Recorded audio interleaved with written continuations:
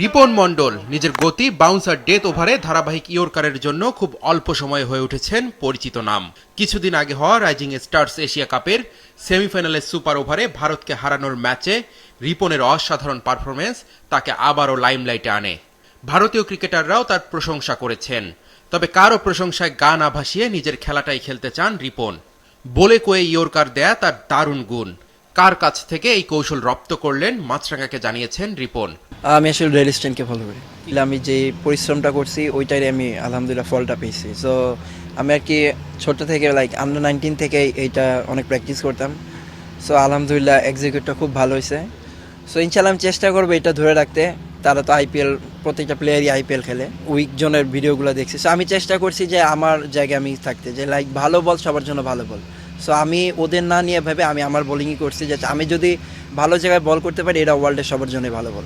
সব মশার বিরুদ্ধে সুরক্ষা দিতে এলো বসুন্ধরা এক্সট্রিম অ্যারোসল, মশার বিরুদ্ধে এক্সট্রিম সুরক্ষা।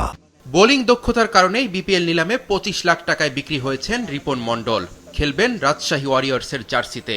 পারফরমেন্স অনুযায়ী নিজের দাম নিয়ে আক্ষেপ আছে, তারপরও বিপিএলে হতে চান সর্বোচ্চ উইকেট শিকারী বোলার।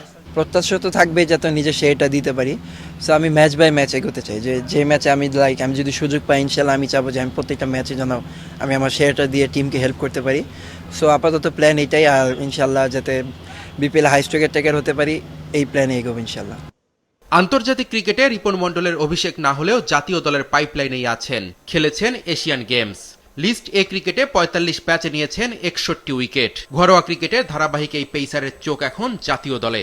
ন্যাশনাল টিমে তো সবাই খেলতে চায়। সো এখনো ন্যাশনাল টিম নিয়ে ভাবতেছি না, বাট আমি নিজেকে রেডি রাখতেছি ন্যাশনাল টিমের জন্য, যে যদি কখনো অপরচুনিটি আসে ওটা যেন আমি গ্রাব করতে পারি। আমরা যদি এইটা চিন্তা করি আমরা ন্যাশনাল টিমের শুধু বলারদের বিট করব, এটা আমাদের জন্য ঠিক হবে না। আমরা ওয়ার্ল্ডের যে বলারগুলো আছে তাদের সাথে আমাদের কম্পিটিশন করতে হবে। জাতীয় দলে এখন অনেক প্রতিযোগিতা, তারপরও সুযোগ পেলে নিজের সেরাটা উজাড় করে দিতে চান রিপন মন্ডল।